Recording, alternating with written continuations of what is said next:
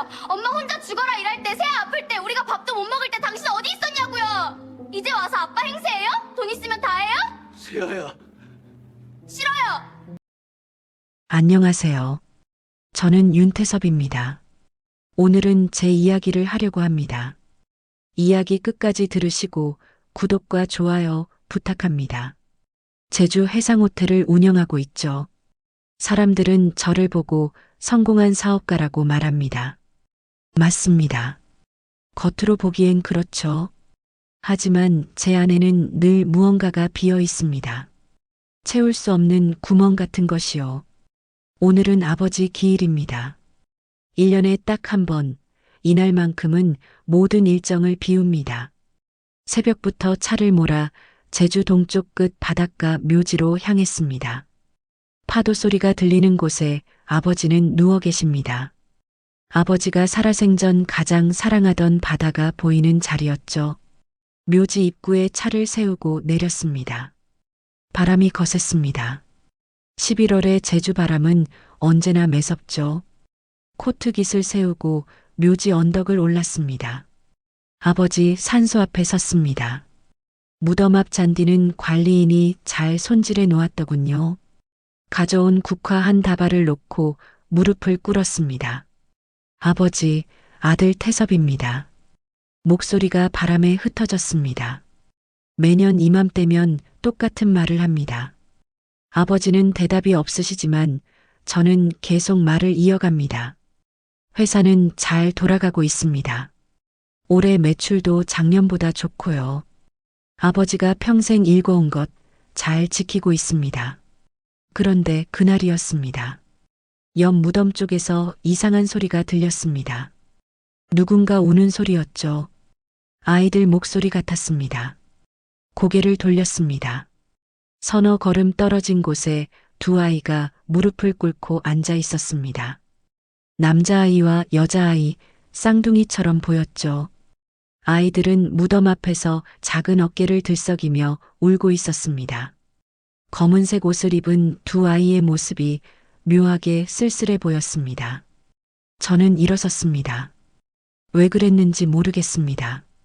그냥 가면 될 일이었는데 발이 저절로 그쪽으로 향했죠. 괜찮니?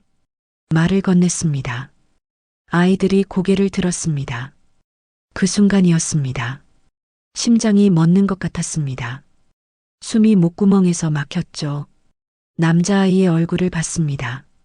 까만 눈동자, 또렷한 이목구비, 약간 긴 턱선. 그리고 여자아이의 얼굴도 봤습니다. 작은 코, 선명한 눈매, 입꼬리가 살짝 내려간 입술. 제가 알고 있는 얼굴이었습니다. 너무나 잘 아는 얼굴이었죠. 25살 때 거울 속에서 보던 제 얼굴이었습니다. 그리고 그녀의 얼굴이기도 했죠. 저희 엄마예요. 여자아이가 작은 목소리로 말했습니다. 눈물로 얼룩진 얼굴로 무덤을 가리켰죠. 묘비에는 이름이 새겨져 있었습니다. 최은아. 그 이름을 본 순간 세상이 멈췄습니다. 은아. 13년 전 제가 사랑했던 사람이었습니다. 아니, 사랑한다는 표현으로는 부족하죠. 제 인생 전부였던 사람이었습니다. 아저씨, 우리 엄마 아세요? 남자아이가 물었습니다. 맑은 눈으로 저를 올려다보는 아이의 얼굴에서 은하의 미소가 겹쳐 보였습니다. 아니, 그게 말이 나오지 않았습니다. 목소리가 떨렸죠. 은하가 죽었다고요? 언제요? 왜요? 머릿속이 하얗게 변했습니다. 아이들 얼굴을 번갈아 봤습니다. 12살쯤 되어 보였습니다. 그렇다면 계산이 빠르게 돌아갔습니다. 13년 전 우리가 헤어졌고 만약 그때 은하가 임신했다면 이 아이들의 나이가 정확히 들어맞았습니다. 엄마가 돌아가신 지 한 달 됐어요. 여자아이가 말했습니다. 작은 손으로 눈물을 닦았죠. 갑자기 쓰러지셨대요. 병원에서는 심장이 안 좋았다고 했어요. 우리는 몰랐어요. 엄마가 아프신 줄. 아이의 목소리가 떨렸습니다. 남자아이가 여자아이 손을 꼭 잡았습니다. 저는 그 자리에 얼어붙었습니다. 무릎에 힘이 풀렸죠. 차가운 땅바닥에 주저앉을 것 같았습니다. 은하가 죽었습니다. 그리고 이 아이들은 너희 아버지는? 물어봤습니다. 목소리가 갈라졌죠. 아이들이 고개를 저었습니다. 몰라요. 엄마가 말씀 안 하셨어요. 남자아이가 답했습니다. 그냥 우리한테는 엄마만 있으면 된다고 하셨어요. 아빠 이야기는 하지 말라고 하셨고요. 가슴이 무너졌습니다. 은하는 혼자 아이들을 키웠던 겁니다. 13년 동안 저한테 아무 말도 없이 왜요? 왜 말하지 않았습니까? 바람이 더 거세게 불었습니다. 묘비 앞에 놓인 국화 한 송이가 바람에 떨어졌습니다. 지금은 누가 돌보고 있니? 제가 물었습니다. 할머니가 계세요. 엄마 친구 이모가 운영하는 카페에서 일하세요. 우리도 거기서 같이 살고 있어요. 여자아이가 대답했습니다. 저는 천천히 일어섰습니다. 다리가 후들거렸지만 겉으로는 태어난 척했죠. 오랜 시간 감정을 숨기며 살아온 습관이었습니다. 이름이 뭐니? 윤세민이요. 저는 윤세아예요. 윤씨였습니다. 제 성이었죠. 심장이 미친 듯이 뛰었습니다. 하지만 표정은 무너뜨리지 않았습니다. 그래, 잘 있거라. 그렇게 말하고 돌아섰습니다. 한 걸음, 두 걸음, 무덤 언덕을 내려갔습니다. 뒤에서 아이들이 다시 우는 소리가 들렸습니다. 차에 올라탔습니다. 핸들을 잡은 손이 떨렸습니다. 거울을 봤습니다. 52년을 살아온 제 얼굴이 있었습니다. 주름이 늘었고 머리에는 흰 머리카락도 섞여 있었죠. 하지만 그 얼굴 속에서 방금 본 남자아이의 얼굴이 겹쳐 보였습니다. 제 아들이었습니다. 그리고 딸도 은하가 제게 남긴 것이었습니다. 엔진을 걸었습니다. 묘지를 빠져나와 해안도로로 접어들었습니다. 바다가 보였습니다. 파도가 거칠게 바위를 때리고 있었죠. 휴대폰이 울렸습니다. 강서현이었습니다. 어디에요? 오늘 저녁 약속 있다고 했잖아요. 약혼녀의 목소리는 언제나 그랬듯 차가웠습니다. 늦을 것 같아. 또요? 당신 요즘 이상해요. 통화를 끊었습니다. 서영과의 약혼은 사업상 필요였습니다. 사랑은 아니었죠. 그저 적당한 동반자 관계였습니다. 하지만 지금 제 머릿속에는 오직 한 가지만 남아 있었습니다. 은하, 그리고 아이들. 13년 전으로 돌아가야 했습니다. 무슨 일이 있었는지, 왜 은하가 떠났는지, 왜 아이들 이야기를 하지 않았는지 알아내야 했죠. 차를 돌렸습니다. 묘지가 있는 마을로 다시 향했습니다. 해는 서쪽으로 기울고 있었습니다. 바다 위로 붉은 빛이 번졌죠. 제 인생이 송두리째 흔들리고 있었습니다. 그리고 저는 알고 있었습니다. 이제 더 이상 예전으로 돌아갈 수 없다는 것을요. 서울로 돌아왔습니다. 밤 11시가 넘은 시각이었죠. 강남 본사 사옥 앞에 차를 세웠습니다. 빌딩 꼭대기 CEO 전용 오피스에는 불이 켜져 있었습니다. 제가 나가기 전 켜놓은 그대로였죠. 엘리베이터를 타고 올라갔습니다. 거울에 비친 제 얼굴은 창백했습니다. 하루 종일 아무것도 먹지 못했지만 배고픔은 느껴지지 않았습니다. 사무실 문을 열었습니다. 책상 위에는 서류들이 쌓여 있었습니다. 내일 이사회에서 검토할 계약서들이었죠. 하지만 지금은 한 글자도 눈에 들어오지 않았습니다. 창가로 갔습니다.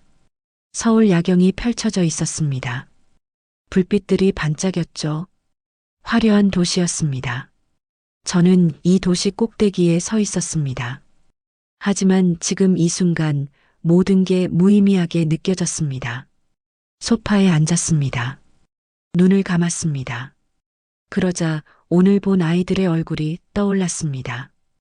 윤세민, 윤세아, 제 핏줄이었습니다. 확신했죠. 그런데 은하는 왜 말하지 않았을까요?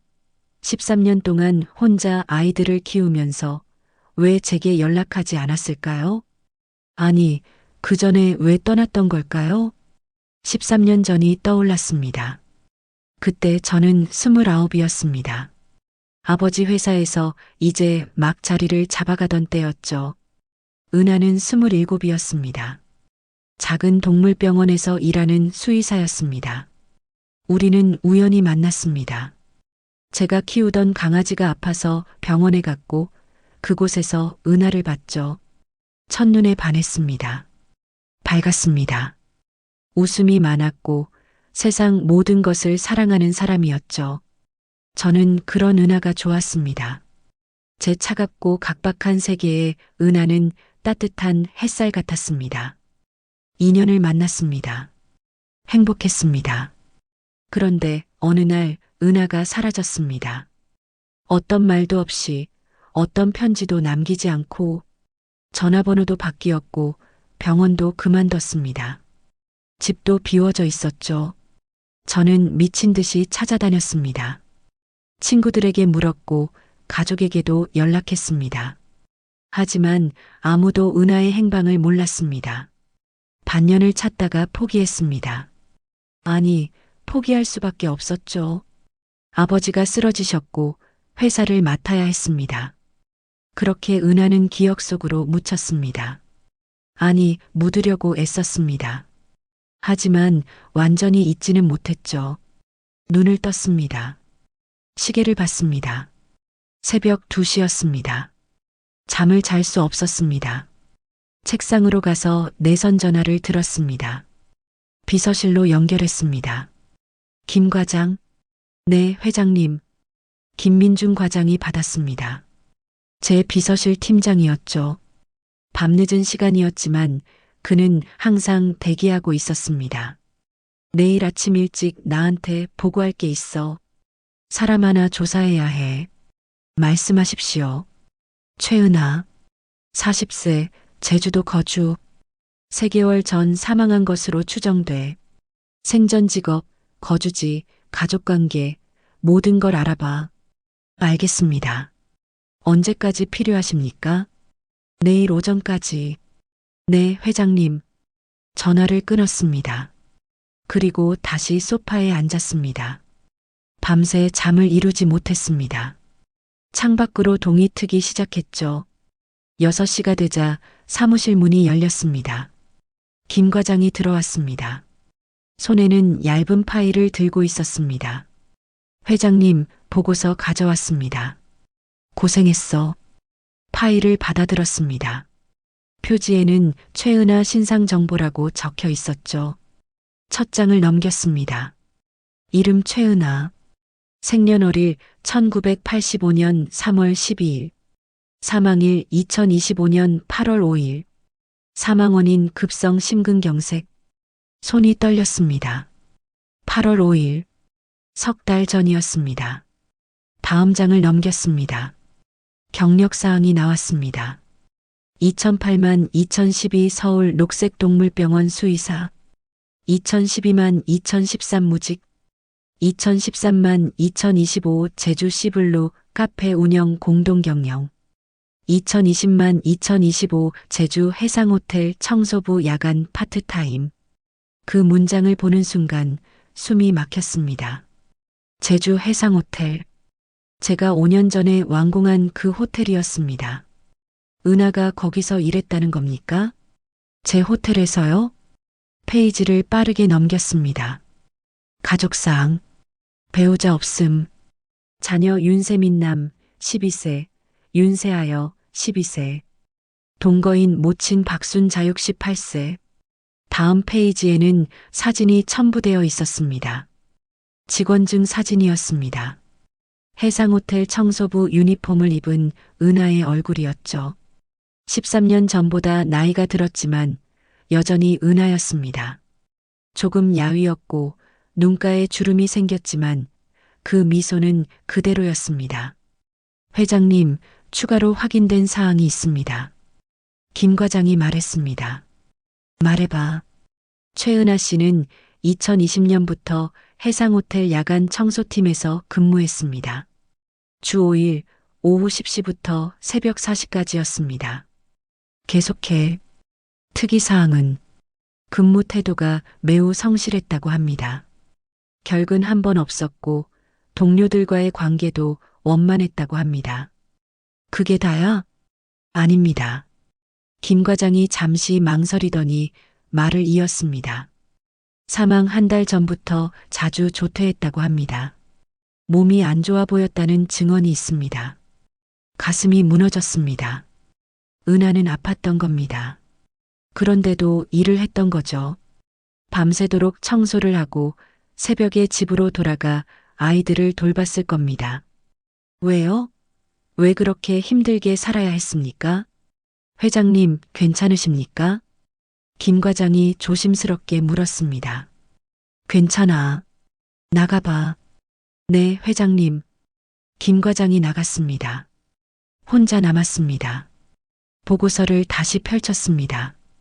마지막 페이지에는 현재 자녀들의 상황이 적혀 있었습니다. 현재 외조모 박순자 씨와 함께 제주시 구자읍 소재 C블록 카페 2층에 거주 중. 경제적으로 어려운 상황. 외조모는 카페에서 일하며 생계 유지. 자녀들은 인근 초등학교 재학 중. 경제적으로 어렵다. 그 문장이 가슴을 찔렀습니다. 제 아이들이 어렵게 살고 있었습니다. 저는 이렇게 높은 빌딩 꼭대기에서 수백억대 계약서에 서명하면서 제 아이들은 제주 작은 마을에서 힘겹게 살고 있었던 겁니다. 책상을 쳤습니다. 펜꽂이가 쓰러졌습니다. 문이 열렸습니다. 강서현이 들어왔습니다. 무슨 일이에요? 차갑고 날카로운 목소리였습니다. 완벽하게 차려입은 정장, 하나도 흐트러지지 않은 머리, 붉은 립스틱. 서연은 언제나 그랬습니다. 아무것도 아니야. 아무것도 아니지 않아 보이는데요. 어젯밤부터 연락도 안 되고 오늘 아침 회의도 빠졌잖아요. 미안해. 급한 일이 있었어. 무슨 일인데요? 대답할 수 없었습니다. 서연과 저는 6개월 전에 약혼했습니다. 사업적 결합이었죠. 서연의 아버지는 대형 건설사 회장이었고 저희 호텔 확장 사업에 투자하기로 했습니다. 사랑은 아니었습니다. 서로가 필요했을 뿐이죠. 피곤해. 오늘은 좀 쉬고 싶어. 또요? 서연이 눈을 가늘게 떴습니다. 당신 요즘 이상해요. 무슨 일 있어요? 없어. 거짓말. 나한테 숨기는 거 있죠? 서연의 목소리가 날카로워졌습니다. 저는 아무 말도 하지 않았습니다. 서연이 한숨을 쉬었습니다. 좋아요. 쉬세요. 대신 내일 저녁 약속은 꼭 지키세요. 우리 아버지께서 기다리고 계세요. 알았어. 서연이 나갔습니다. 향수 냄새가 남았습니다. 저는 다시 보고서를 들여다봤습니다. 제주 해상호텔 청소부. 은하는 제가 만든 호텔에서 일했습니다. 5년 동안이나. 혹시 저를 봤을까요? 제가 호텔을 시찰할 때 복도 어딘가에서 저를 봤을까요? 아니면 일부러 피했을까요? 왜 나타나지 않았습니까? 왜 말하지 않았습니까? 질문들이 머릿속에서 소용돌이 쳤습니다. 그때 깨달았습니다. 이건 단순한 우연이 아니라는 것을요. 은하가 제 호텔에서 일한 것도 아이들에게 제 성을 준 것도 모두 이유가 있을 거라는 것을요. 그리고 그 이유를 알아내야 한다는 것을요. 휴대폰을 들었습니다. 비행기 표를 예약했습니다. 오후 2시 제주행이었습니다. 창밖을 봤습니다. 서울은 여전히 분주했습니다. 사람들이 오갔고 차들이 달렸죠. 하지만 저는 이제 이곳에 있을 수 없었습니다. 제주로 가야 했습니다. 은하가 남긴 것들을 찾아야 했습니다. 그리고 무엇보다 제 아이들을 만나야 했습니다. 거울을 봤습니다.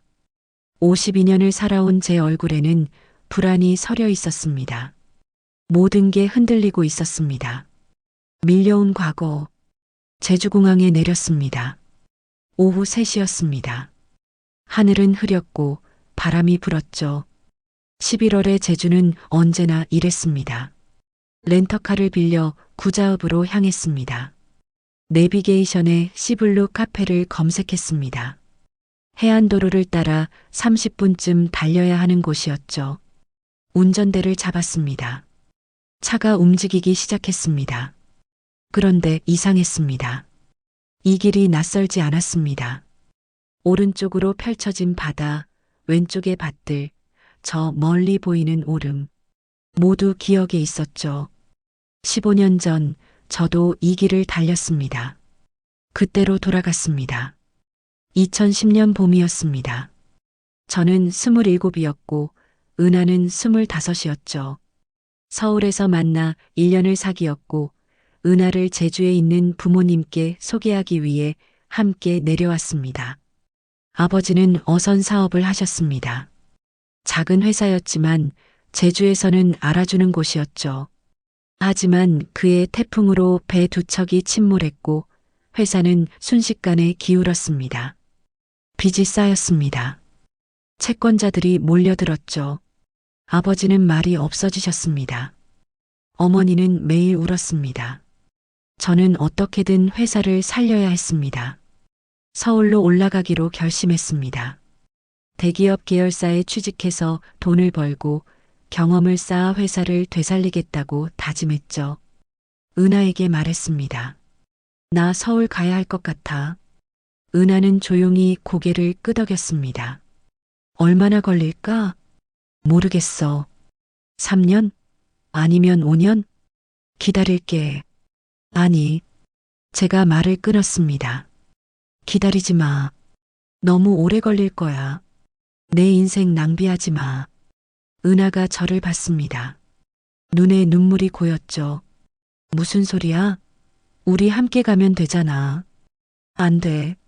나는 정신없이 일해야 해. 너한테 신경 쓸 여유가 없어. 신경 안 써도 돼. 나도 일할 거야. 서울에서 동물병원 구하면 돼. 은하야. 저는 단호하게 말했습니다. 우리 여기서 끝내자. 내가 성공하면 그때 다시 만나자. 그 전까지는 각자 살자. 은하의 얼굴이 창백해졌습니다. 태서봐, 나 미안해. 그렇게 돌아섰습니다. 은하가 뭔가 말하려고 했지만 듣지 않았습니다. 들으면 무너질 것 같았거든요. 공항으로 향했습니다. 혼자였습니다. 비행기에서 창밖을 봤습니다. 제주도가 작아졌습니다. 은하도 멀어졌죠. 그게 마지막이었습니다. 그 후로 은하를 다시 보지 못했습니다. 아니, 보지 않으려고 했습니다. 서울에서 미친 듯이 일했습니다. 새벽 6시에 출근해서 밤 12시에 퇴근했죠. 주말도 없었습니다. 3년 만에 부장이 되었습니다. 5년 만에 임원이 되었습니다. 그리고 8년 후 아버지 회사를 인수했습니다. 빚을 모두 갚았고 새로운 사업을 시작했죠. 해상호텔이었습니다. 제주 바다 위에 떠 있는 럭셔리 호텔. 아시아에서 유일한 해상 리조트였습니다. 성공했습니다. 제가 원하던 대로였죠. 하지만 은하는 없었습니다. 차가 멈췄습니다. 정신을 차렸습니다. 시블루 카페 앞이었습니다. 작은 카페였습니다. 파란색 지붕에 흰색 벽 앞에는 작은 마당이 있었고 나무 테이블 몇 개가 놓여 있었죠. 차에서 내렸습니다. 문을 열고 들어갔습니다. 종이 딸랑거렸습니다. 카페 안은 조용했습니다. 손님은 없었고 카운터 뒤에 60대 후반으로 보이는 여성이 서 있었습니다. 박순자 씨였습니다. 은하의 어머니였죠. 어서 오세요. 차분한 목소리였습니다. 하지만 눈가에 깊은 피로가 서려 있었습니다. 커피 한 잔 주세요. 네, 잠시만요. 박순자 씨가 커피를 내리기 시작했습니다. 저는 창가 자리에 앉았습니다. 밖으로 바다가 보였습니다. 파도가 밀려왔다 물러갔죠. 여기요. 커피가 나왔습니다. 김이 모락모락 올라왔습니다. 감사합니다. 박순자 씨가 돌아가려는데 제가 불렀습니다. 저기요. 네. 혹시 최은아 씨 아십니까? 박순자 씨의 얼굴이 굳었습니다. 누구신데요? 아, 저는 말이 막혔습니다. 뭐라고 말해야 할까요? 저는 옛날에 은하 씨를 알던 사람입니다. 옛날에요? 네. 15년 전쯤이요. 박순자 씨가 저를 빤히 쳐다봤습니다. 날카로운 시선이었죠. 당신, 윤태섭 씨죠? 심장이 멎었습니다. 어떻게 사진으로 봤어요. 우리 은하가 가지고 있던 사진. 박순자 씨의 목소리가 차가워졌습니다. 왜 왔어요? 이제 와서 뭐하러 왔습니까?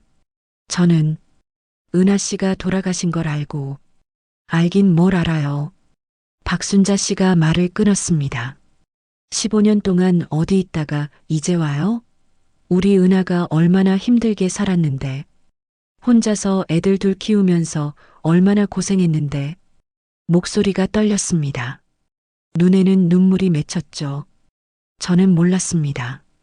아이들이 있는 줄 몰랐다고요? 박순자 씨가 비웃었습니다. 알려고 했어요? 한 번이라도 연락해 봤어요? 우리 은하가 어디서 어떻게 사는지 찾아봤어요? 대답할 수 없었습니다. 사실이었습니다. 저는 찾지 않았습니다. 일부러 외면했죠. 죄송합니다. 죄송하다고요? 박순자 씨의 목소리가 높아졌습니다. 그 말로 다 되는 줄 알아요? 우리 은하는 당신 때문에 인생을 망쳤어요. 당신 아이를 베고 있는데도 버림받았고 혼자서 애들 키우느라 죽어라 일했어요. 밤낮 없이 일하다가 결국 쓰러져서 죽었다고요. 가슴이 무너졌습니다. 베고 있었다는 게 무슨 말씀이십니까? 그것도 몰랐어요? 박순자 씨가 허탈하게 웃었습니다. 당신이 서울 갈 때 우리 은하는 임신 2달이었어요. 말하려고 했대요. 하지만 당신이 헤어지자고 해서 말을 못했대요. 세상이 멈췄습니다. 은하가 임신 중이었다고요? 그때 저한테 말하려고 했던 게 그거였습니까? 왜 나중에라도 말하지 않았습니까? 자존심 때문이에요. 박순자 씨가 차갑게 말했습니다. 우리 은하는 당신한테 버림받았어요. 그런데 어떻게 다시 연락해요? 나 임신했으니까 책임져라고 말할 수 있었겠어요? 말문이 막혔습니다. 게다가 당신은 성공했잖아요. 큰 회사 만들고 돈 많이 벌고 신문에도 나오고 우리 은하는 그런 당신한테 짐이 되고 싶지 않았대요. 짐이라니요. 당신 입장에선 짐이죠. 갑자기 나타난 여자와 아이들. 성공한 사업가한테는 스캔들이죠. 그래서 우리 은하는 조용히 살았어요. 당신 호텔에서 청소하면서도 당신 얼굴 피해 다니면서 제 호텔에서요? 얼굴을 피해 다녔다고요? 알았어요? 우리 은하가 당신 호텔에서 일한 것도 5년 동안 밤마다 복도 청소하고 화장실 닦고 쓰레기 치우면서 돈 번 것도 다 애들 학교 보내려고 그런 거예요. 눈앞이 흐려졌습니다. 그 순간 카페 문이 열렸습니다. 할머니, 우리 왔어요. 밝은 목소리였습니다. 세민이와 세아였습니다. 학교 가방을 맨 아이들이 들어왔습니다. 그리고 저를 봤죠. 아저씨? 세민이가 눈을 동그랗게 떴습니다. 묘지에서 본 아저씨예요. 세아도 저를 알아봤습니다. 박순자 씨가 아이들을 불렀습니다. 세민아, 세아야, 위로 올라가 있거라. 왜요? 저 아저씨 누구예요? 그냥 손님이야. 어서 올라가. 아이들이 의아한 표정으로 계단을 올라갔습니다. 박순자 씨가 저를 똑바로 봤습니다. 이제 그만 가세요. 당신 여기 올 이유 없어요. 아이들은 우리가 키워요. 당신 필요 없어요. 하지만, 나가세요. 박순자 씨가 소리쳤습니다. 저는 일어났습니다. 다리가 휘청거렸죠. 카페를 나왔습니다. 차에 올랐습니다. 핸들을 잡았지만 시동을 걸 수 없었습니다. 손이 떨렸습니다. 온몸이 떨렸죠. 휴대폰이 울렸습니다. 강서현이었습니다. 어디예요? 아까부터 전화 안 받네요. 제주야. 제주? 왜 또 제주에 가요? 내일 아버지 만나기로 했잖아요. 미안해. 취소해줘. 뭐라고요? 서연의 목소리가 날카로워졌습니다. 지금 장난해요? 이 계약이 얼마나 중요한데. 알아. 하지만 지금은 안 돼. 대체 무슨 일이에요? 대답할 수 없었습니다. 며칠만 시간을 줘. 며칠? 당신 미쳤어요? 서연이 화를 냈습니다. 우리 약혼 취소할래요? 지금 이런 식으로 나오면 우리 아버지가 가만 안 계실 거예요. 투자도 취소될 거고 당신 회사 확장 계획도 물거품 될 거예요. 그럼 그렇게 해. 뭐라고요?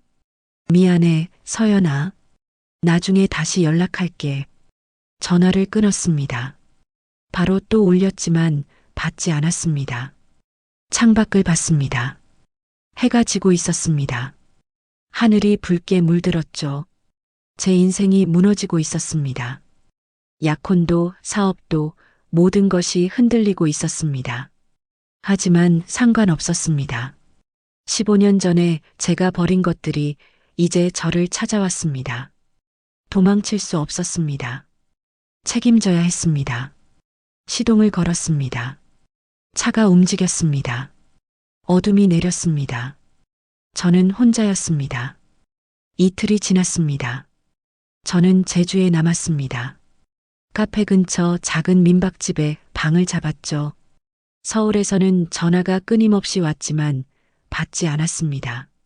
서연도 이사들도 비서실도 모두 무시했습니다. 지금은 그게 중요하지 않았습니다. 새벽 5시에 일어났습니다. 어둠이 아직 가시지 않은 시간이었죠. 옷을 입고 밖으로 나갔습니다. 카페로 향했습니다. 불이 켜져 있었습니다. 2층 작은 창문에서 희미한 불빛이 새어나왔죠. 아이들이 사는 곳이었습니다. 차 안에서 지켜봤습니다. 6시쯤 되자 현관문이 열렸습니다. 세민이가 나왔습니다. 교복을 입고 가방을 맸죠. 그런데 이상했습니다. 학교 가기에는 너무 이른 시간이었습니다. 세민이는 자전거를 끌고 나왔습니다. 페달을 밟았죠. 해안도로 쪽으로 향했습니다. 저도 차를 천천히 몰았습니다. 뒤따라갔죠.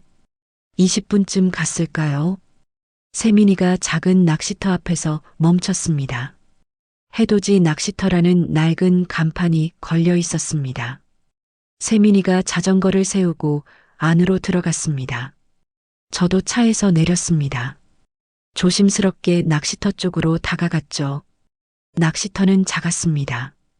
바다를 향해 난 나무 데크에 낚싯대들이 세워져 있었고 옆에는 작은 매점이 있었습니다. 세민이는 매점 앞에서 무언가를 하고 있었습니다. 가까이 가서 봤습니다. 바닥을 쓸고 있었습니다. 빗자루를 들고 데크를 청소하고 있었죠. 작은 몸으로 열심히 움직였습니다. 일찍 왔네.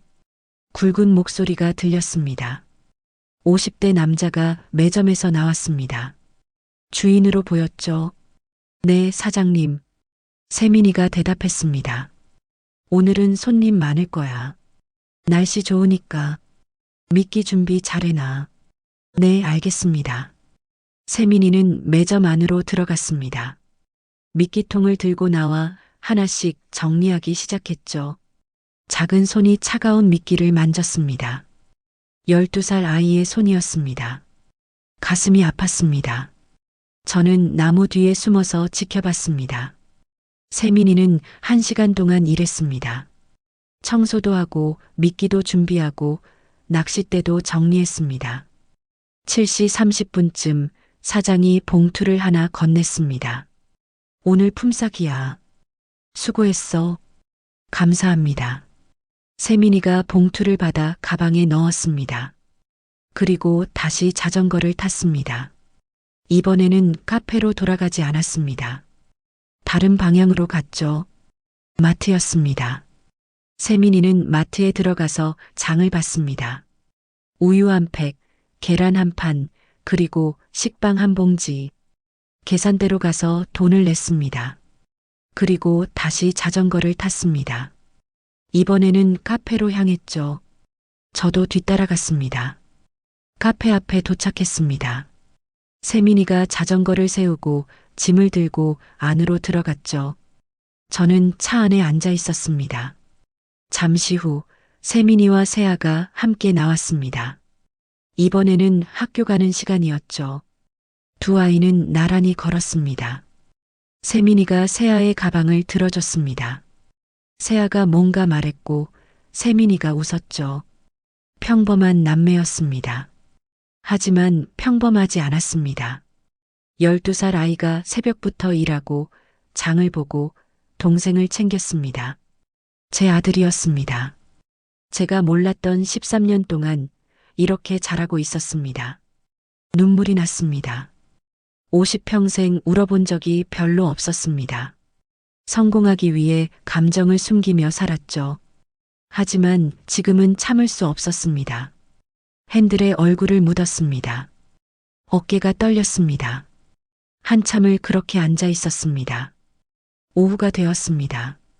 학교가 끝날 시간이었습니다. 카페 앞으로 다시 갔습니다.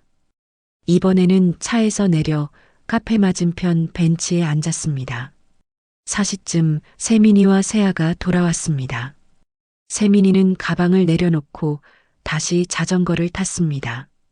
어딘가로 향했죠. 세아는 카페 안으로 들어갔습니다. 저는 세민이를 따라갔습니다. 이번에는 또 다른 곳이었습니다. 작은 수산물 가게였죠. 제주 바다마켓이라는 간판이 보였습니다. 세민이는 가게 앞에서 자전거를 세웠습니다. 안으로 들어갔고 잠시 후 앞치마를 두르고 나왔습니다. 박스를 나르기 시작했습니다. 무거운 박스였습니다. 생선이 가득 담긴 스티로폼 상자였죠. 세민이는 힘겹게 들어 올려 트럭으로 날랐습니다. 1번, 2번, 10번. 작은 몸이 휘청거렸습니다. 하지만 멈추지 않았죠. 더 이상 볼 수 없었습니다. 가게로 들어갔습니다. 저기요. 가게 주인에게 말을 걸었습니다. 네. 저 아이 얼마 받고 일해요?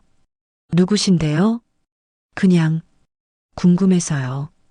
주인이 세민이를 봤습니다. 1시간에 10,000원이요. 착한 애예요. 일도 열심히 하고 10,000원. 1시간에 10,000원이었습니다. 매일 와요? 주 3회요. 월수금. 학교 끝나고 2시간씩 일해요. 일주일에 6시간. 60,000원이었습니다. 그리고 새벽 낚시터까지 합치면 얼마나 될까요? 12살 아이가 일주일에 벌 수 있는 돈이었습니다. 밖으로 나왔습니다. 세민이가 마지막 박스를 나르고 있었습니다. 땀이 이마에 맺혔죠. 그때였습니다. 세민이가 저를 봤습니다. 저 아저씨. 세민이가 멈췄습니다. 묘지에서 본 아저씨잖아요. 저는 다가갔습니다. 안녕. 왜 여기 계세요? 세민이가 경계하는 눈빛으로 물었습니다. 그냥 지나가다가요? 아까 낚시터에도 계셨잖아요. 할머니네 카페 앞에도 있었고 날카로웠습니다. 혹시 우릴 따라다니세요? 아니, 그게 아니라 이상한 아저씨네요. 세민이가 뒤로 물러났습니다. 사장님, 저기 이상한 사람 있어요. 가게 주인이 나왔습니다. 무슨 일이야? 저 아저씨가 저희를 따라다녀요. 주인이 저를 노려봤습니다. 뭐 하시는 분이에요? 아닙니다. 오해예요. 오해? 애가 무서워하잖아요. 경찰 부를까요? 세민이는 제 뒤로 숨었습니다. 제가 무서운 사람이었습니다. 제 아들에게 가슴이 찢어졌습니다. 죄송합니다. 고개를 숙였습니다. 그리고 돌아섰습니다. 뒤에서 세민이의 목소리가 들렸습니다. 진짜 이상한 아저씨예요. 걸음을 멈췄습니다. 하지만 돌아보지 못했습니다. 차로 돌아왔습니다. 핸들을 잡았습니다. 손이 떨렸죠. 이상한 아저씨. 제 아들이 저를 그렇게 불렀습니다. 당연했습니다. 저는 그들에게 아무것도 아니었습니다. 아버지가 아니었죠. 그냥 낯선 남자였습니다. 13년 동안 부재했습니다. 은하가 혼자 아이들을 낳고 키우고 죽어가는 동안 저는 서울에서 돈을 세고 있었습니다. 거울을 봤습니다. 52년을 살아온 제 얼굴이 있었습니다. 성공한 CEO의 얼굴이었죠. 하지만 지금 그 얼굴은 초라했습니다. 핸들을 쳤습니다. 한 번, 두 번, 세 번. 손이 아팠습니다. 피가 났죠. 하지만 마음은 더 아팠습니다. 창밖을 봤습니다. 해가 지고 있었습니다. 붉은 노을이 바다를 물들였죠. 세민이와 세아가 저 어딘가에서 저녁을 먹고 있을 겁니다. 할머니와 함께 작은 식탁에 둘러앉아 저 없이도 그들은 살아갔습니다. 저 없이도 괜찮았습니다. 아니, 저 없이 더 나았을지도 몰랐습니다. 눈물이 또 났습니다. 이번에는 참지 않았습니다. 소리내어 울었습니다. 50평생 처음이었습니다. 한참을 울었습니다. 그리고 고개를 들었습니다. 거울 속 제 얼굴을 똑바로 봤습니다. 눈물 자국이 있었습니다. 빨갛게 충혈된 눈이 있었죠. 하지만 그 안에 뭔가 다른 것도 보였습니다. 결심이었습니다. 저는 포기할 수 없었습니다. 아이들이 저를 몰라봐도 경계해도 이상한 아저씨라고 불러도 그래도 저는 아버지였습니다. 늦었지만 이제라도 해야 할 일이 있었습니다. 책임져야 했습니다. 사랑해야 했습니다. 다시 일어서야 했습니다. 시동을 걸었습니다. 민박집으로 돌아가지 않았습니다. 카페로 향했습니다. 이번에는 도망가지 않을 겁니다. 바람이 불었습니다. 11월의 제주 바람은 차갑고 거셌습니다. 하지만 저는 멈추지 않았습니다. 차를 몰았습니다. 어둠 속에서 카페의 불빛이 보였습니다. 저는 그곳으로 향했습니다. 제 아이들이 있는 곳으로. 눈빛이 달라졌습니다. 이제 시작이었습니다. 서울로 돌아왔습니다. 일주일 만이었습니다. 본사 사옥은 그대로였지만 분위기가 달랐습니다. 직원들이 저를 보는 눈빛이 불안했죠. 비서실로 들어갔습니다. 회장님 오셨습니까? 김 과장이 긴장한 얼굴로 맞았습니다. 강서현 씨가 계속 찾으셨습니다. 이사회에서도 연락이 왔고요. 알았어. 나중에. 사무실로 들어갔습니다. 책상 위에 봉투가 하나 놓여 있었습니다. DNA 검사 결과였습니다. 제주에서 세민이와 세아의 머리카락을 몰래 구했습니다. 세민이가 낚시터에서 일할 때 바닥에 떨어진 것을 주었죠. 죄책감이 들었지만 확인이 필요했습니다. 봉투를 열었습니다. 검사 결과지가 나왔습니다. 눈으로 훑었습니다. 생물학적 부자관계 확률 99.9%. 숨이 멎었습니다. 알고 있었습니다. 이미 마음속으로는 확신했죠. 하지만 이렇게 문서로 보니 달랐습니다. 윤세민과 윤세아는 제 아이들이었습니다. 13년 동안 몰랐던 제 핏줄이었습니다. 종이를 내려놓았습니다. 손이 떨렸죠. 창밖을 봤습니다. 서울 야경이 펼쳐져 있었습니다. 화려한 불빛들이었습니다. 저는 이 모든 것을 가지고 있었죠. 하지만 정작 중요한 것은 잃어버렸습니다. 사무실 문이 벌컥 열렸습니다. 강서현이었습니다. 드디어 나타났네요. 차가운 목소리였습니다. 하이힐 소리가 날카롭게 울렸죠. 일주일 동안 어디 있었어요? 전화도 안 받고 회의도 다 빠지고. 미안해. 미안하다고요? 서연이 책상을 쳤습니다. 그 말로 다 되는 줄 알아요? 우리 아버지가 얼마나 화나셨는지 알아요? 투자 취소하시겠대요. 계약서 찢어버리시겠대요. 알아. 알긴 뭘 알아요. 서연의 목소리가 높아졌습니다. 대체 뭐 하는 거예요? 제주에서 뭐 했어요? 대답하지 않았습니다. 서연이 저를 노려봤습니다. 조사했어요. 뭐? 당신이 제주에서 뭐 했는지, 어디 갔는지, 누굴 만났는지. 심장이 빨리 뛰었습니다. 구자읍 시블루 카페. 거기 자주 갔더군요. 왜요? 거기 뭐가 있는데요? 아무것도 아냐. 거짓말. 서연이 가방에서 사진 한 장을 꺼냈습니다. 세민이와 세아의 사진이었습니다. 이 아이들이 누구예요? 어디서 구했어? 사람 시켜서 찍었죠. 당신이 이 아이들 뒤를 따라다니더라고요. 낚시터도 가고 가게도 가고. 사진을 빼앗으려 했지만 서연이 뒤로 물러났습니다. 왜요? 불편해요? 들키면 안 되는 일이에요? 서연아, 이 아이들 당신 자식이죠? 침묵이 흘렀습니다. 서연이 비웃었습니다. 역시 표정 보니까 맞네요. 서연아, 들어봐. 듣기 싫어요. 서연이 돌아섰습니다. 좋아요.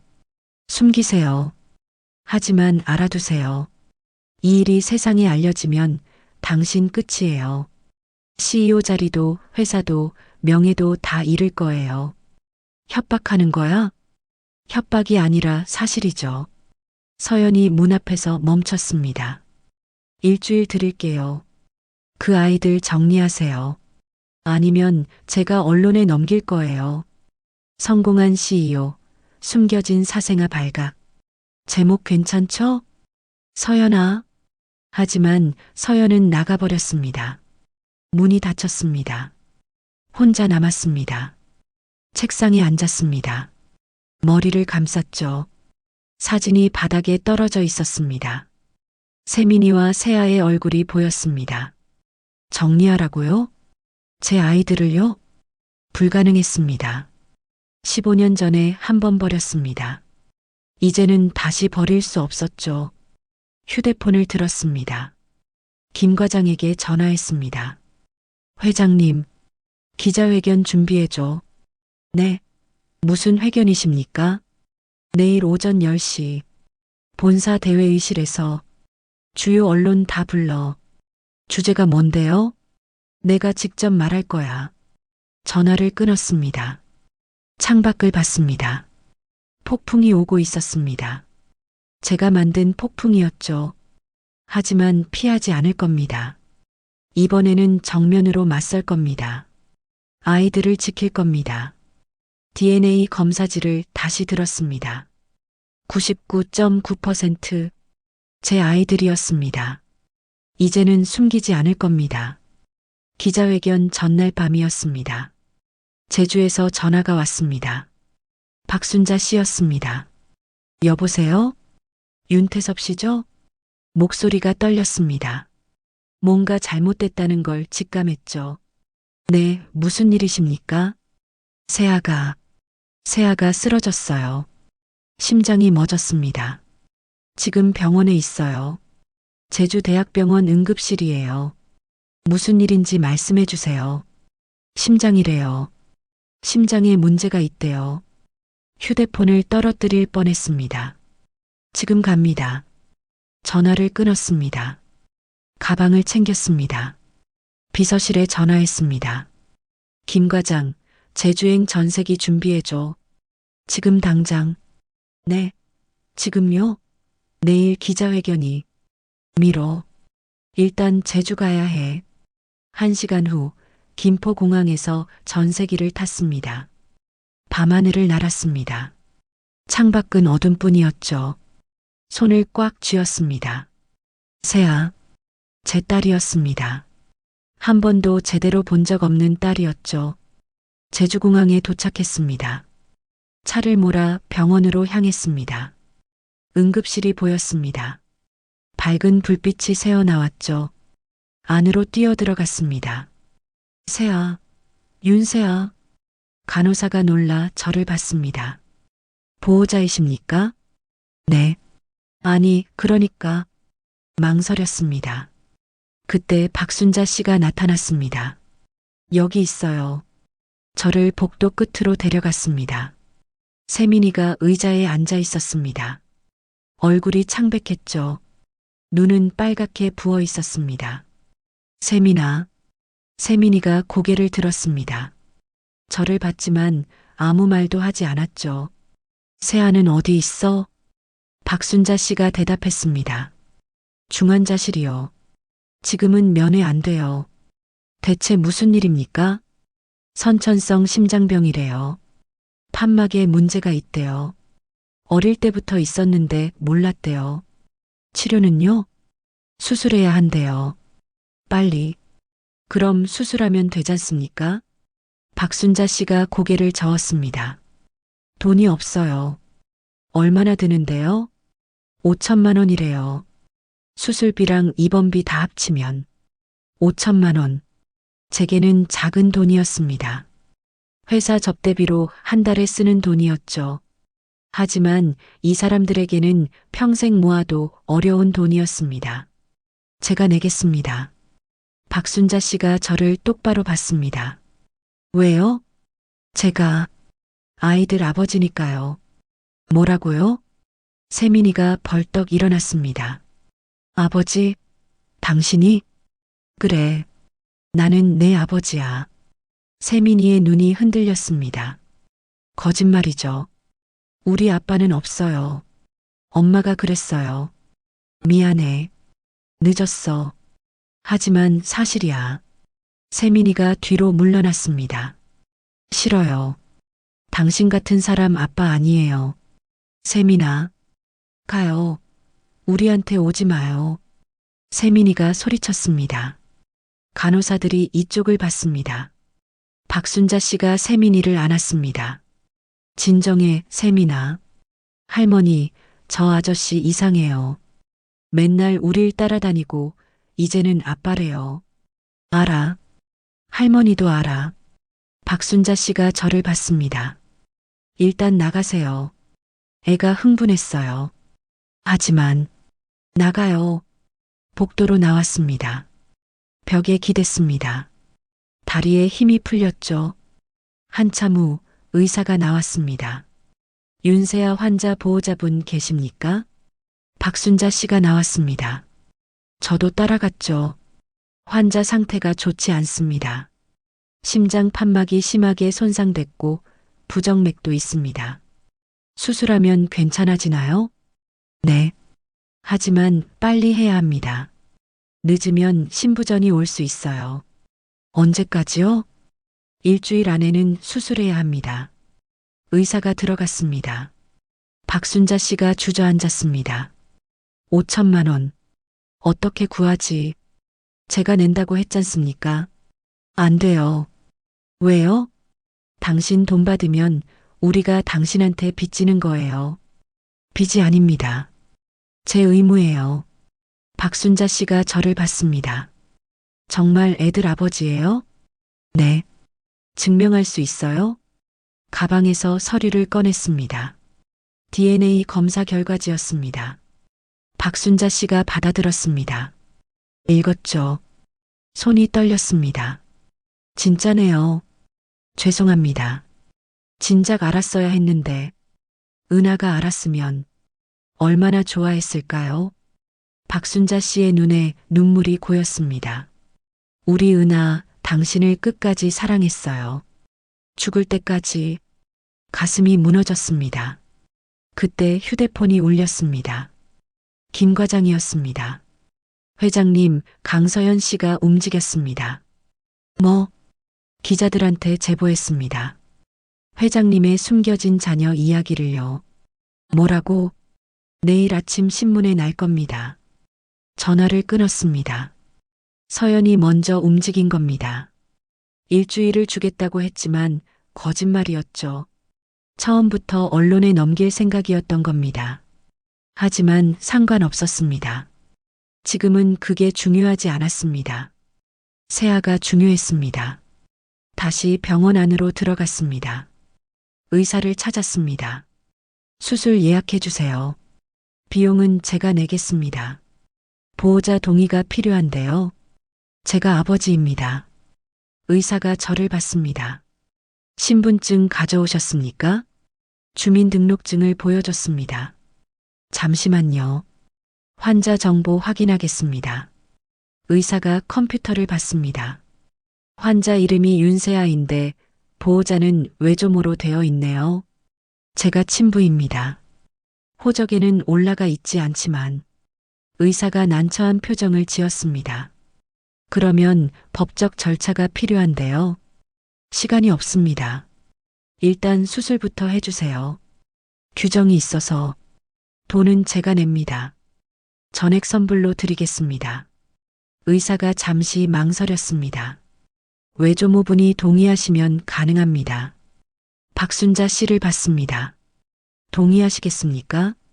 박순자 씨가 고개를 끄덕였습니다. 네. 세아를 살려주세요. 수술이 결정됐습니다. 사흘 후였습니다. 준비 시간이 필요했죠. 밖으로 나왔습니다. 새벽 공기가 차갑습니다. 하늘을 봤습니다. 별이 보였죠? 은하도 저 하늘 어딘가에 있을까요? 은하야.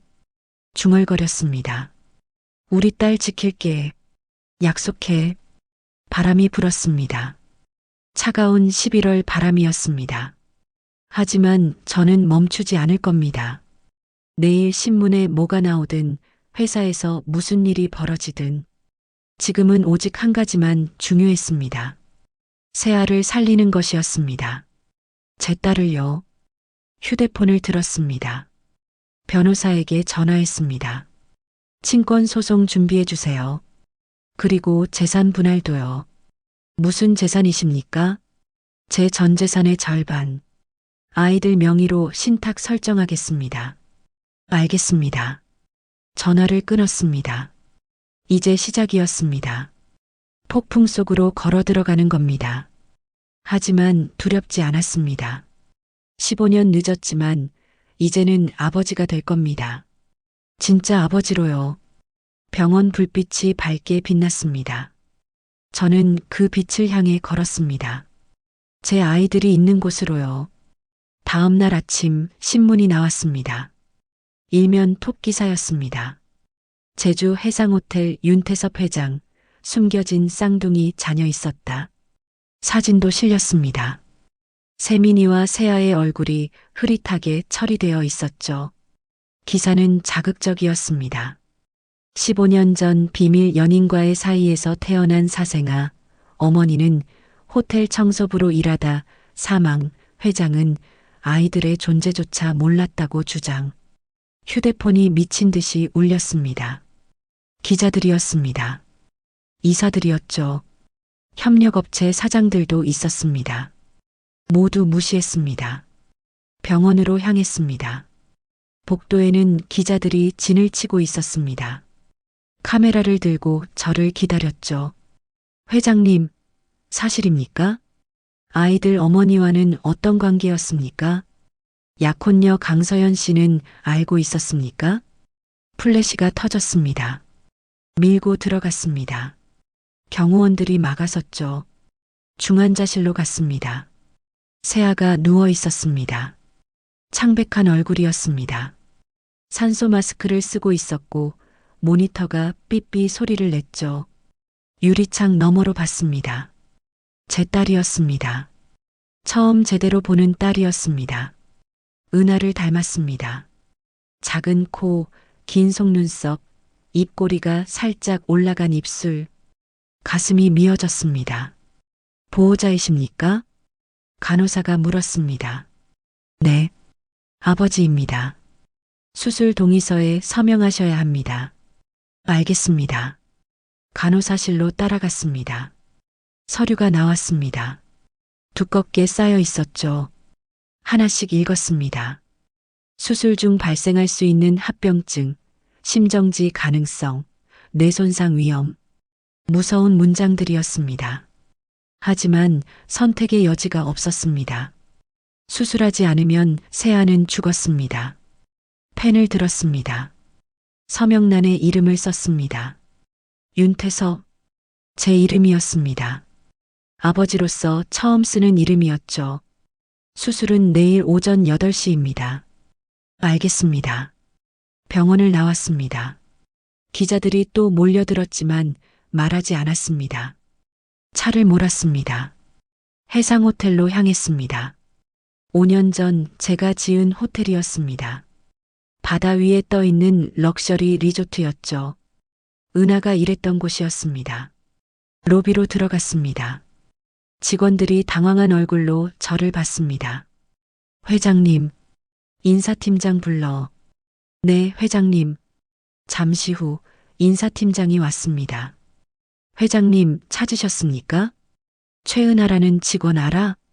최은하요? 2020년부터 2025년까지 청소부로 일했어. 기록 찾아봐. 네, 잠시만요. 팀장이 노트북을 꺼냈습니다. 검색했죠. 있습니다. 최은하, 야간 청소팀 소속이었네요. 개인 사물함은? 청소부 직원들은 지하 1층에 사물함이 있습니다. 가자. 지하로 내려갔습니다. 좁은 복도 끝에 사물함들이 줄지어 있었습니다. 최은하 씨 사물함은 48번입니다. 48번 앞에 섰습니다. 자물쇠가 채워져 있었습니다. 열어. 하지만 열라고. 팀장이 망치를 가져왔습니다. 자물쇠를 부쉈죠. 문이 열렸습니다. 안에는 별로 없었습니다. 여벌 유니폼 한 벌, 낡은 운동화, 그리고 작은 나무 상자 하나. 상자를 꺼냈습니다. 혼자 있고 싶어. 나가봐. 네, 회장님. 팀장이 나갔습니다. 혼자 남았습니다. 상자를 열었습니다. 안에는 편지 한 통과 목걸이 하나가 들어 있었습니다. 편지를 펼쳤습니다. 은하의 글씨였습니다. 태섭아, 이 편지를 내가 읽을지 모르겠어. 어쩌면 평생 못 읽을 수도 있겠지. 하지만 써두고 싶었어. 우리 헤어진 지 15년이 됐어. 너는 성공했지. 큰 호텔도 짓고 유명한 사람도 됐고 나는 그걸 멀리서 지켜봤어. 신문 기사도 보고 방송도 봤어. 자랑스러웠어. 내가 원하던 걸 다 이뤘잖아. 나는 내가 떠날 때 임신 중이었어. 말하지 못했어. 너무 힘들어하는 내 모습을 봐서. 아이들을 낳았어. 쌍둥이였어. 세민이와 세아. 너를 꼭 닮았어. 특히 세민이는 내 어릴 적 사진이랑 똑같아. 혼자 키웠어. 힘들었지만 행복했어. 아이들이 있어서 5년 전 내가 만든 호텔에서 일하기 시작했어. 청소부로. 웃기지? 내가 만든 곳에서 바닥을 닦고 있다니. 하지만 괜찮았어. 내가 만든 공간을 내가 지킨다고 생각했거든. 가끔 너를 봤어. 호텔 시찰 올 때 복도 끝에서 멀리서 다가가고 싶었어. 나야, 은하야라고 말하고 싶었어. 하지만 못했어. 너한테는 이제 다른 세상이 있잖아. 나랑 아이들은 그 세상에 어울리지 않아. 짐이 되고 싶지 않았어. 그래서 조용히 있었어. 하지만 한 가지만 부탁하고 싶어. 만약 내가 이 편지를 읽게 된다면 그건 내가 죽은 후일 거야. 그때는 아이들에게 말해줘. 아버지가 누군지. 너는 나쁜 사람이 아니야. 꿈을 위해 열심히 살았던 사람이야. 아이들도 그걸 알았으면 좋겠어. 사랑해, 태서봐. 처음 만난 그날부터 마지막까지. 마이너스 은하. 편지가 눈물에 젖었습니다. 제 눈물이었습니다. 손이 떨렸습니다. 편지를 가슴에 안았죠. 미안해, 은하야. 정말 미안해. 목소리가 떨렸습니다. 상자 안에 목걸이가 있었습니다. 조개 껍질로 만든 작은 목걸이였습니다. 기억났습니다. 15년 전 제주 해변에서 은하에게 선물했던 거였습니다. 영원히 간직할게. 은하가 웃으며 말했었죠. 정말 간직했습니다. 마지막까지 목걸이를 손에 쥐었습니다. 일어섰습니다. 사물함을 닫았습니다. 밖으로 나왔습니다. 옥상으로 올라갔습니다. 바람이 거세게 불었습니다. 바다가 보였습니다. 파도가 높게 일었죠. 폭풍이 오고 있었습니다. 하늘이 어두웠습니다. 은하야, 바다를 향해 말했습니다. 약속할게. 아이들 잘 키울게. 아버지로서 제대로 할게. 바람이 대답했습니다. 거세고 차가운 바람이었지만 따뜻하게 느껴졌습니다. 휴대폰이 울렸습니다. 박순자 씨였습니다. 세민이가 당신을 만나고 싶대요. 지금요? 네. 병원으로 와주세요. 전화를 끊었습니다. 옥상을 내려왔습니다. 차를 몰아 병원으로 향했습니다. 빗방울이 떨어지기 시작했습니다. 폭풍우가 오고 있었습니다. 하지만 저는 멈추지 않았습니다. 병원에 도착했습니다.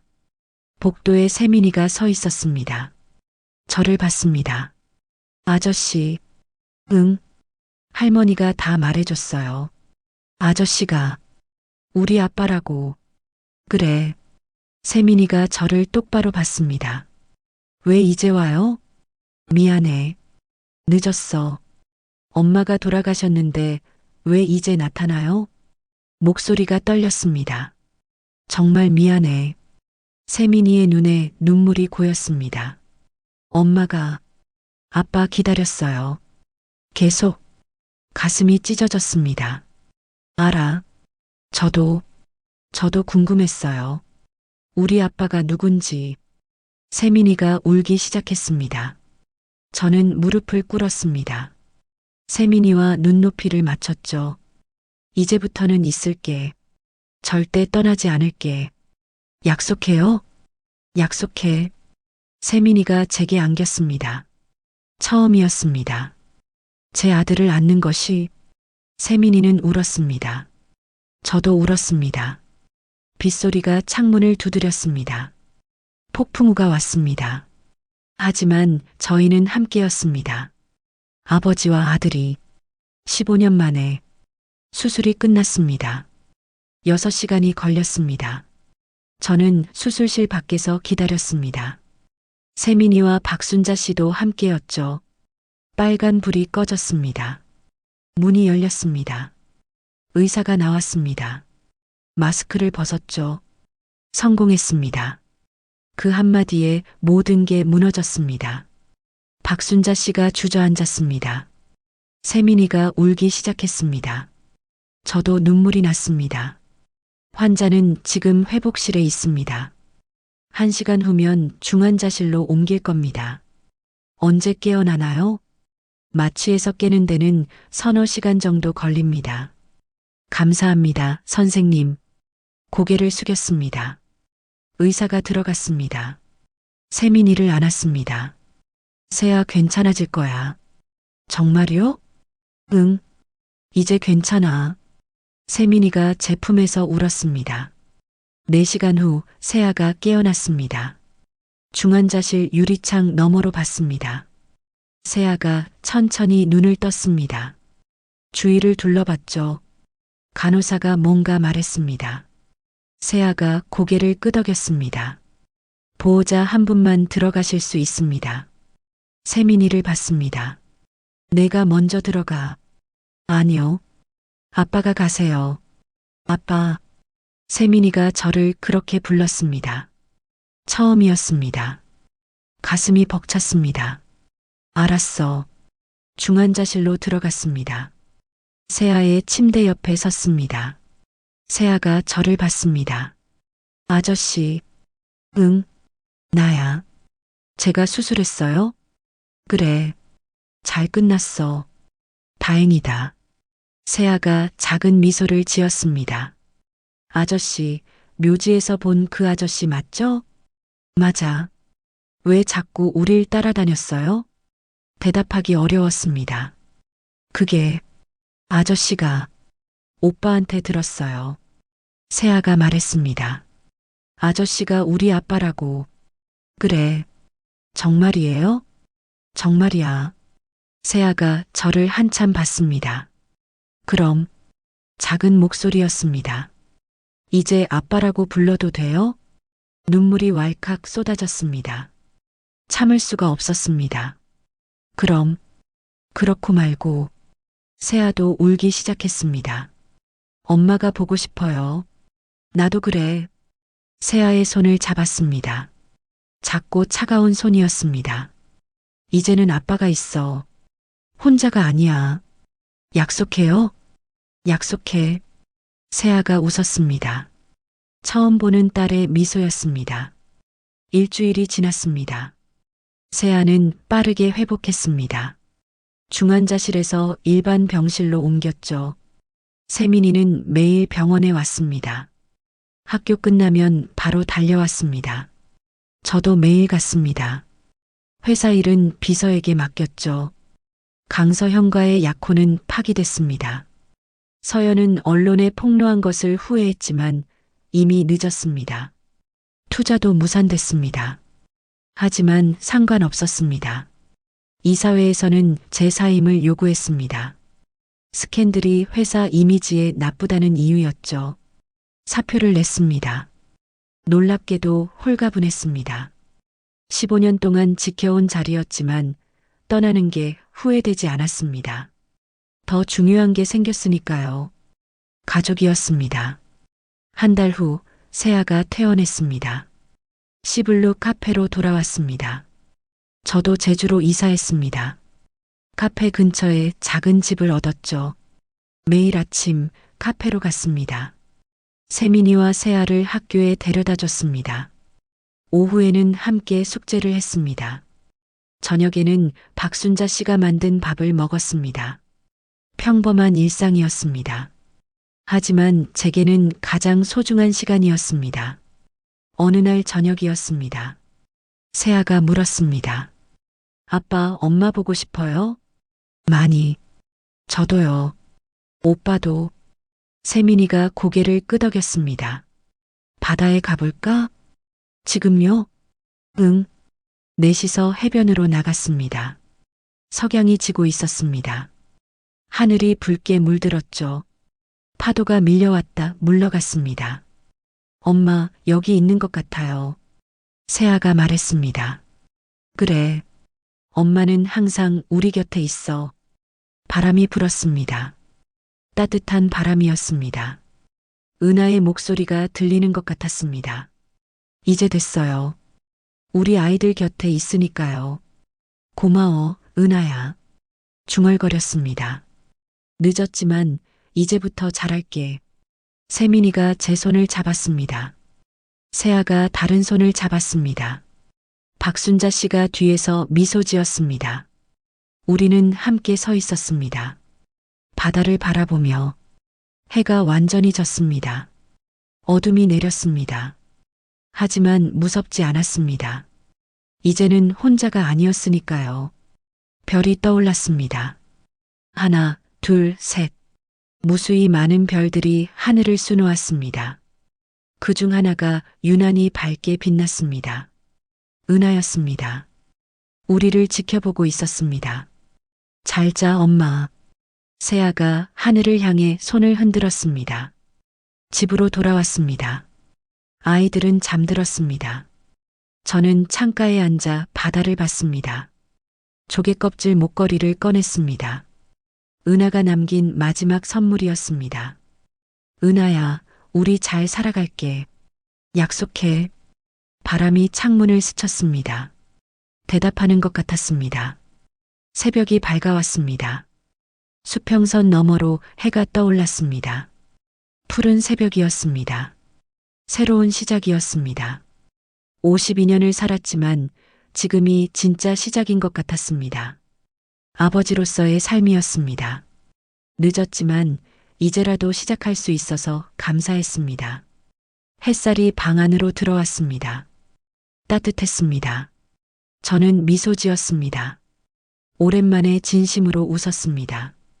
멀리서 해상호텔이 보였습니다. 아침 햇살을 받아 반짝였습니다. 제가 만든 곳이었습니다. 은하가 일했던 곳이었죠. 이제는 추억이 되었습니다. 아름다운 추억으로 파도가 밀려왔습니다. 새로운 하루가 시작되었습니다. 우리의 이야기는 계속될 것입니다. 바다 위에서 햇살 아래서 함께 늦었다고 생각할 때가 가장 빠른 때입니다. 윤태섭은 52세의 아버지가 되었습니다. 15년이나 늦었지만 포기하지 않았습니다. 여러분도 놓쳤다고 생각되는 소중한 것이 있나요? 지금이라도 돌아보세요. 사랑하는 사람에게 한 걸음 다가가 보세요. 늦은 사랑도 사랑입니다. 늦은 시작도 시작입니다.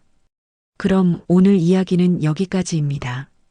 영상을 시청해주신 모든 분들 고맙습니다. 저는 AI 나레이션 연이었습니다. 구독과 좋아요 부탁드립니다. 감사합니다.